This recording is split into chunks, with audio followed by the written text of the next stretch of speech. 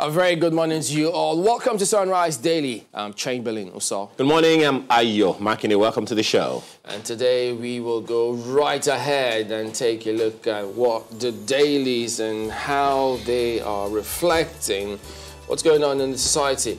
Mr. Ikechukwu Amaechi, the publisher of the Nation newspapers, joins us this morning. Good morning, and thank you for coming on again today. Good morning, Chamberlain. My pleasure, Ayo. Yeah, let's start with the Vanguard today. I mean, yesterday when this news broke, well, there were loads of different reactions as to some of the causative factors and the implications for Nigeria's economy. Well, look at that. Economy sinks to 3-decade record low as real non-oil GDP records first fall in 3 years. Was this expected, and to what magnitude? They've been going back and forth about this one, especially in the advent of COVID. Well, I think it was expected. Perhaps what people did not envisage, ab initio, was how steep the dip will be. Minus 6 point something is actually steep. Mind you, technically, we won't say we are in a recession now because it takes 2 consecutive quarters. But with what we have, there's no...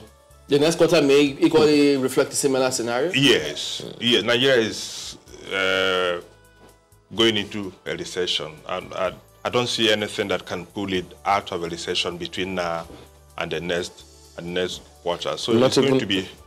Go on. Nothing. So it's going to be a difficult year going forward for everybody. Not even all of the economic policies and all that attempts are being made to ensure that it doesn't happen? Attempts? What are the attempts? Economic sustainability plan, economic stimulus plan, and all those policies? No.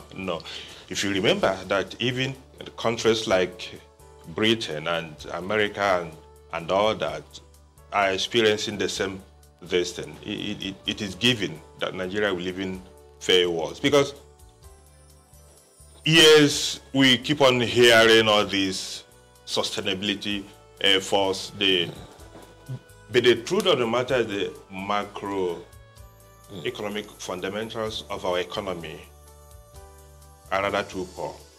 And if you take away oil, still nothing stands. But you know, part of what even the previous Minister of Finance, the current one, they talk about, at the time when we were in recession, they said, well, we needed to spend our way out of the recession and ensure that, reflates the economy. So if some of those measures are back into place and the policymakers are not working at cross purposes, we have a chance, shouldn't we? Unfortunately, there's no money to spend. Unfortunately, there's no money to spend. Nigeria is borrowing. There's no money to spend. So where are you going to get the money to spend? And another thing Nigerians perhaps are not looking at is that even the agriculture, which we have touted as perhaps the mainstay of the economy in the 5 years that President Muhammad Buhari has been in power, with what is going on, all these killings, all these displacements, even food production is going to dip because people are not in their farms. Even in Katsina State, in the Middle Belt, people are not in their farms. Food crisis is another issue we have to look out for. And like I said earlier, the prognosis does not look fine at all. All right, we'll see what the authorities do about that one. But above this lead story, UNILAG Senate appoints Ogunshola new acting vice chancellor, hoping that, is this eventually going to sort things out, having had this verification panel and asking the pro-chancellor and the then vice chancellor to recuse themselves. So who knows?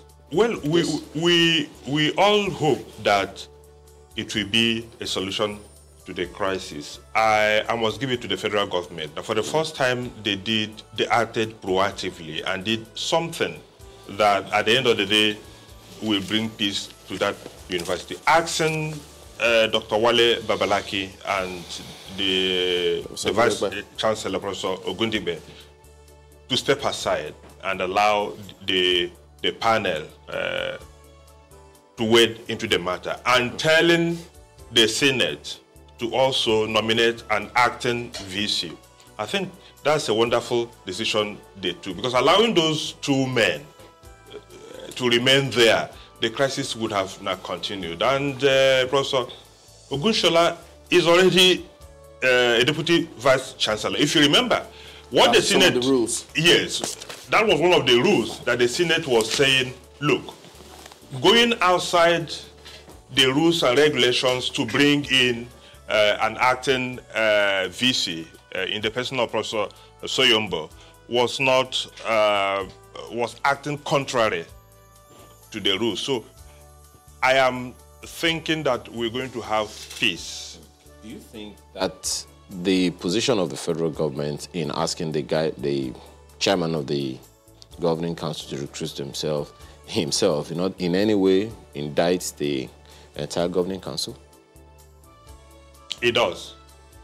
It does. If you ask me, and that's my sincere opinion, it does. But if you have a legal case and maybe a council feels a judge would think there's something going on here, recuse yourself for the purposes of clarity, does that necessarily mean that you're indicted? It's a typology, similar thing. You may say that, but the truth of the matter is that what the governing council did not follow the rules. Yeah, but that hasn't been determined as of yet, because now they're going to look into all those matters. So that's why both of you, please step aside, and then they proceed with this. But as you said, you hope that this will bring a solution to the whole thing. Yes, but the rules are there. That it does not take a panel to tell people that, look, if we say that the rule is that you must not come into this organization without wearing a face mask, and you come in without a face mask, you contravene the rule, have an issue. So that it takes a panel to determine whether you are not wearing a face mask is neither here nor there. The matter is ongoing, so it's not completely over yet. So we'll see what they resolve at the end of the day. But speaking about Senate and who's telling Senate what, we must concession our airports, FG tells Senate. This is a scenario where many think, okay, is it that they've seen that, look, certainly will be gains. FG can't handle certain things, business as usual. Private sector have got to play a key role. And who knows, this might eventually get the sector ticking. You don't think so? Well, we pray it does. But this issue of saying government is not good at doing business, handling any business, is it's not always true. This is FG themselves telling the Senate. Yes. The fact of the matter is that as a people, we've almost made a mess of everything governance. In other countries, yes, I agree that the airports may become more profitable if they are concession, but government cannot always continue to run away from its responsibility and saying it is not good in doing business. What is it good in doing? So should they have kept it to themselves, even though they know that, well, there's an opportunity for private sector to come in? I'm not. By innuendo, suggest. No, okay. I'm not saying that. What I'm saying that it may be the way out, but that does not mean that governments cannot run business. Well, there's politics now. PDP Obaseki planned to rig Edo poll using ex-INEC staff, as ascribed to APC. Allegation false, PDP, as expected. So what else would you want on that one? Well, look at what's on the Vanguard's back page. Emery switches Chukwueze to the right, and they have several other sponsors. Chelsea set to sign £90 million Havertz. Whoa. So there you go, Chelsea. Who knows what next season. That's Vanguard this morning. Take a look at the Nigerian Tribune this morning, and it leads with how COVID-19 oil price crash worsened Nigeria's economy. GDP shrank 6.1% in Q2. Transport, construction, real estate, education sectors contracted. That's according to the NBS. We've spoken largely about this already. Recession highly likely in Q3. That's according to the LCCI, since they are agreeing with you on this one.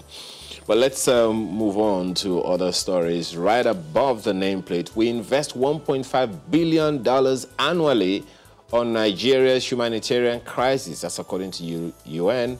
Says complexity make Nigeria conflicts hard to resolve. Wants FG to complement force with dialogue. $1.5 billion on our humanitarian crisis. What do you make of this? A huge sum. A huge sum. Of course, that may well be. Considering if you go to the northeast, they are doing so much there. A lot of NGOs that are helping in the IDPs, they are helping in education, helping in the health infrastructure, and all manner of things. I remember sometime last year, a couple of years ago, when I went to Polka. Polka is a community in Borno State, and there were so many NGOs down there. So if they say they are spending that much, I don't doubt it. Well, what does that say about whatever it is that we are doing or not doing with the Northeast Development Commission? At the end of the day, of course, people have also started talking about what is going on in the Northeast Development Commission vis-a-vis what is going on in the NDDC. I pray it does not go that way, but if it goes the way of other development commissions in this country, it may be mired more in controversy as per what was spent, what was released, and who got what. So, at the end of the day, international donor agencies and organizations will do more than Nigerians will do for themselves. Wow. It's a serious indictment there.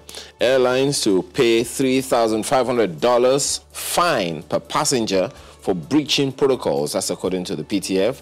Says COVID-19 fatality rate dropping. The story is on page 5. That's the Nigerian Tribune this morning. Markwe.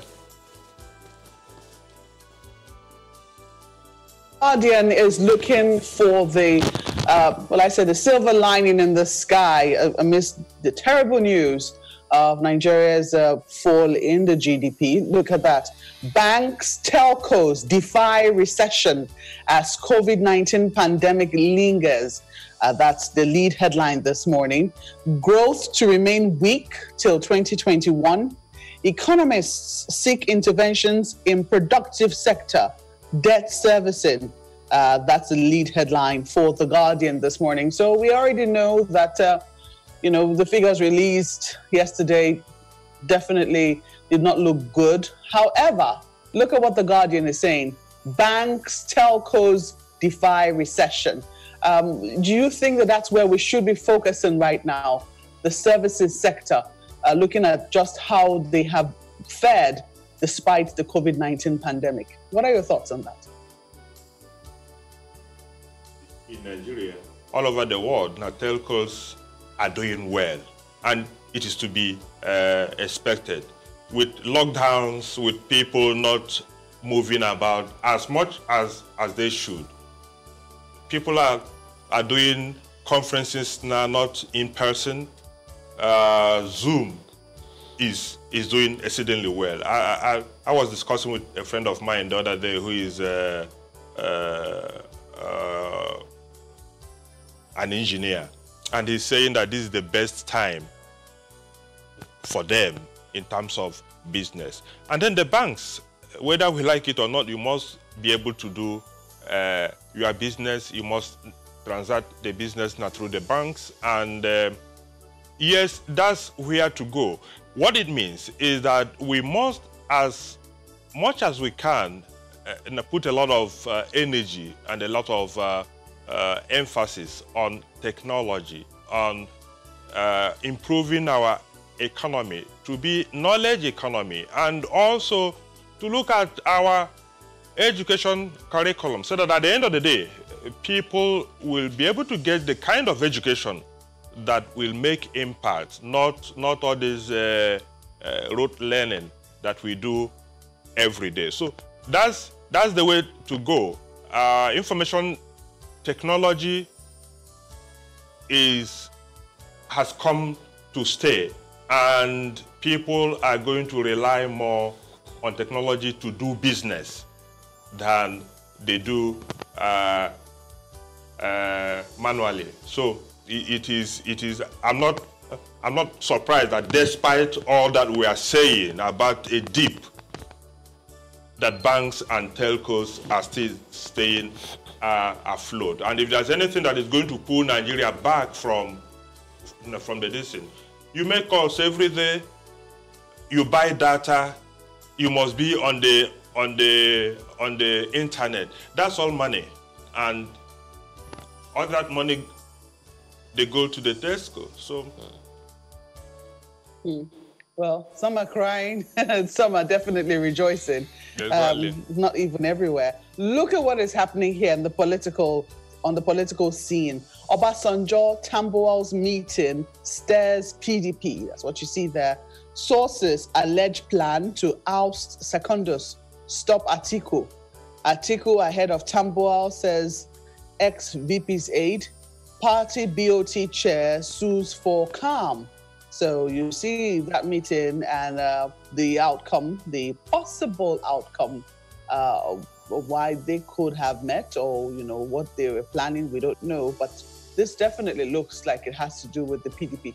What are your thoughts on politics at this time?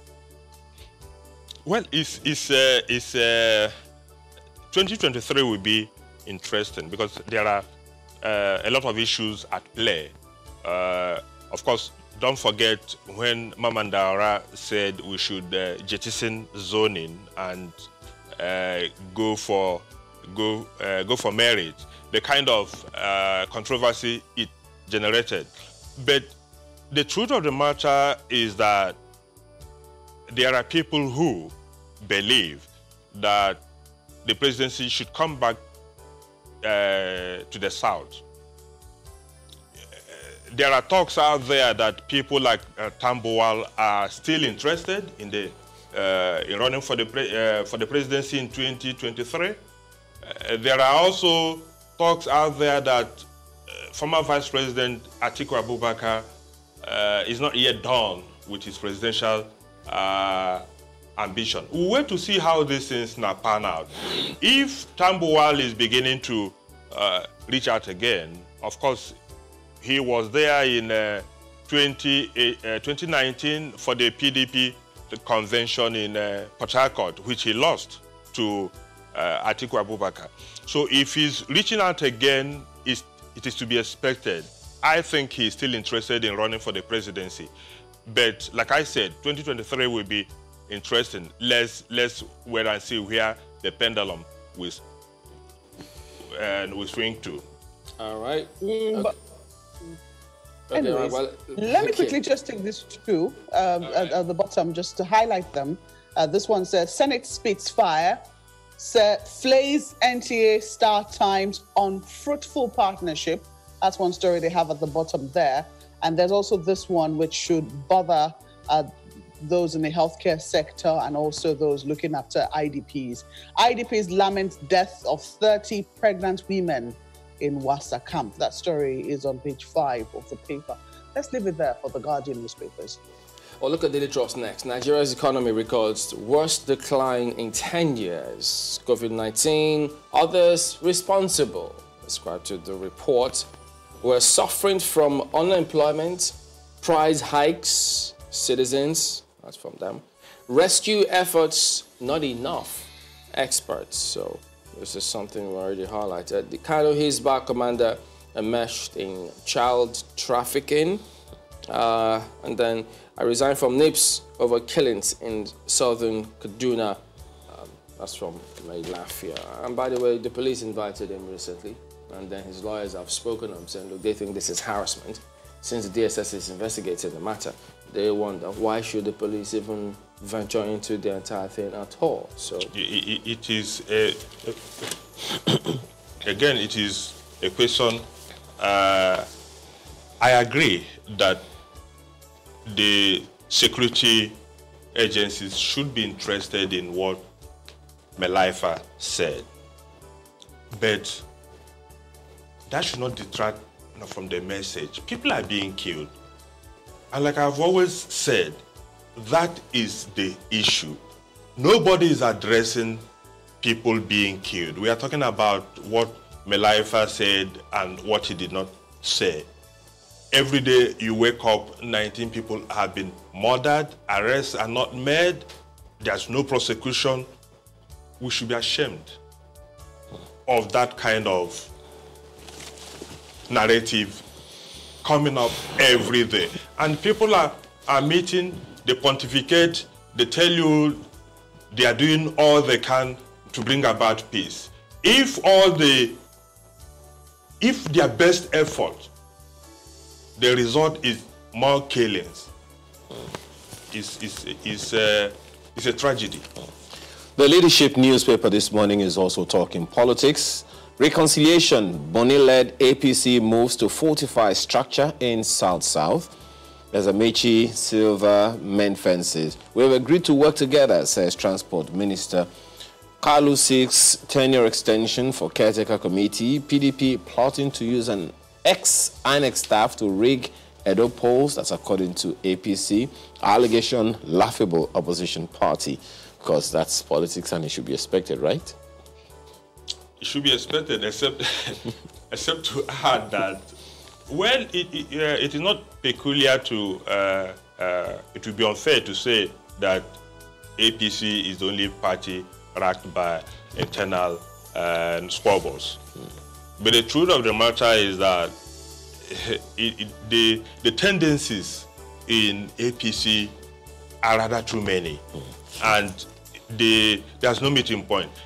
While Amaechi and Silva were meeting and reconciling yesterday, Dr. Chidi Lloyd was declared for PDP and apologizing for what he did in the State House of Assembly when he was the majority leader. So they come and they go. But do the people watching learn their lessons? That look, the politicians that you may be sticking your neck out for today, when they shit their souls and make up, move You're on. not in contention.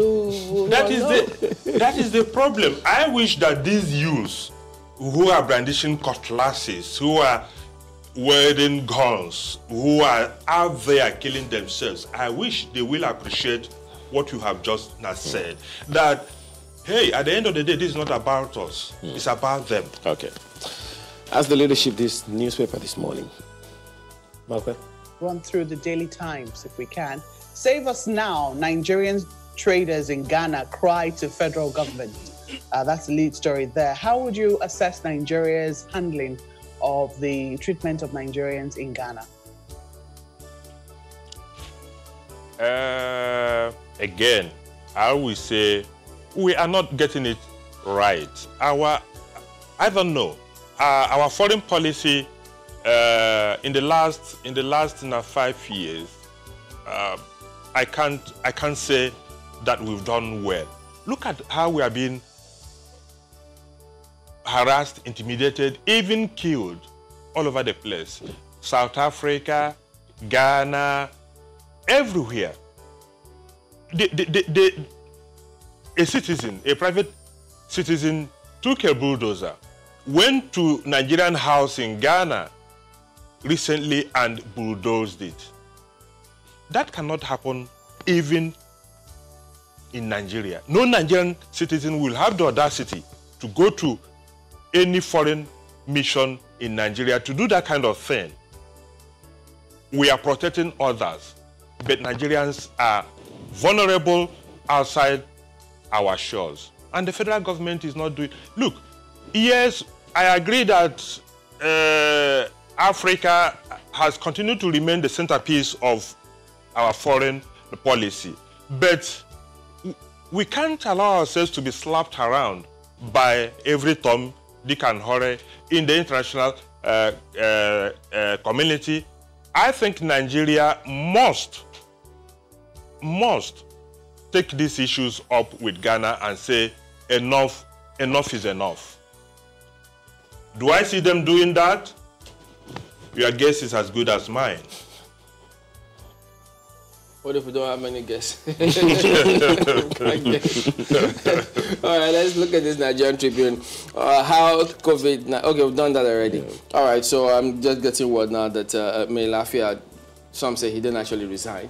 He was booted out, and so the thing is out there just going back and forth as to what exactly transpired. So who knows? Could that... Not sure that could be the last of it anyway, because, I mean, if he shuns police invitation and then the lawyers are speaking up on that, who knows?